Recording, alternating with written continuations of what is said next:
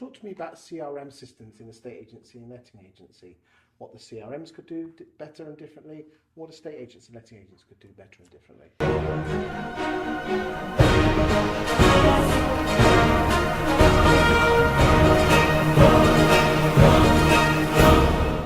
Okay, CRM systems. Well, I think mostly they're not being used as they should be. So you get a lot of staff quite often saying, oh, it doesn't do this or it doesn't do that. And it's very often because they haven't actually understood and understood and really got to grips with what it can do. And they're then not using it. They're not using the database that's there. They're going out looking for other new business, but they've got a massive database that's sitting there, quite often being underused as well. Do you think that's a training issue? It is a training issue, yeah, and it's also about your managers knowing the data within using the dashboards that are on all of these systems, and actually reviewing it and actually looking at the quality of data that you've got in there. You have to have. I always had a policy of no notes in the system, didn't happen.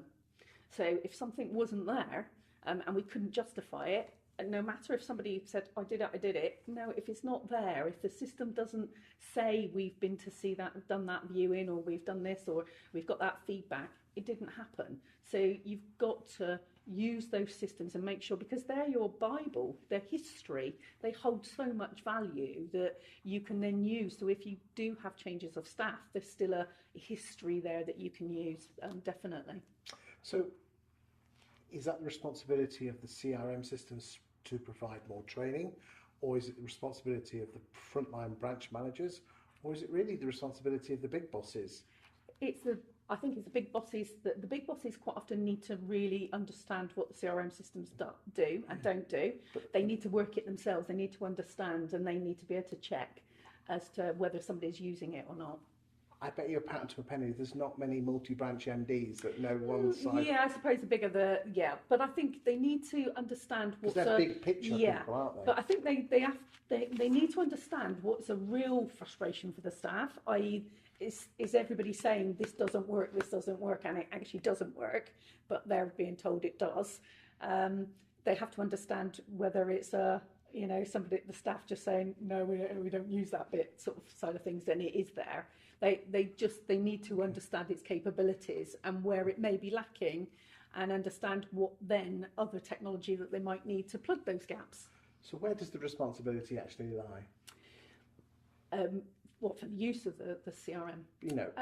Because what you say is bang on. Yeah. Everybody says it doesn't do this, but they don't actually use it properly. Yeah.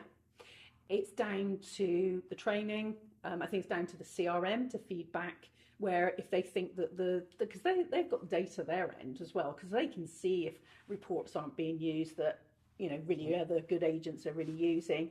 So I think it's a bit of everybody, but it's also down to your manager running the branch, actually, or that owner of that branch actually looking at it and making sure their staff are using that system. That's a boring job to do, isn't it? It is, but it's not that difficult. It's not that difficult if you just do a little bit snapshots each day and things, just to look at what's going on. Do you think the CRM systems could be better at providing more snapshots, info in more manageable bits? Yeah, they probably could do, actually, even like sort of quick tutorial videos and how-tos, and get more people with. I think what I found that whenever I introduced any new technology is making sure you had your pilot group to start off with, so that they can become your peer champions of it, and your champions for any system that you put in or different things that you put in. Did that really work for you, Andrews? Oh, definitely.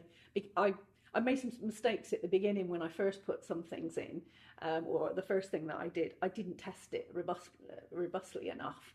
And then I didn't get the adoption. I was thinking, this is a good bit of tech. Why are people not adopting?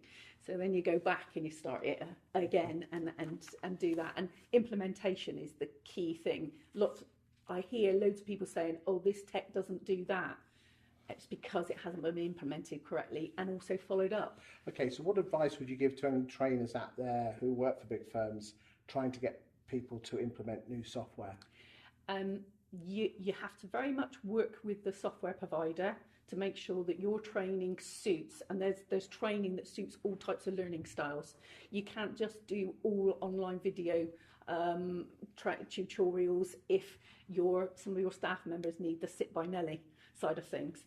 It has to be a variety of training to suit, and I think sometimes that's where the prop tech people have let themselves down, because they're they put everything on how-to videos, and it doesn't always work like that. You have to get that adoption, because you're going to have different people of different age groups and different learning styles within the business, and you have to be able to appeal to everybody so that you get that. Because otherwise people think they're being silly, that why haven't I picked it up? And it's that follow up afterwards. It's having somebody responsible in the business to follow up to see how the adoption's going, what lessons we can learn, and being willing to change processes as well. So it's really accountability. It's accountability, yeah. Good stuff. Yes. Thank you very much. Thank you.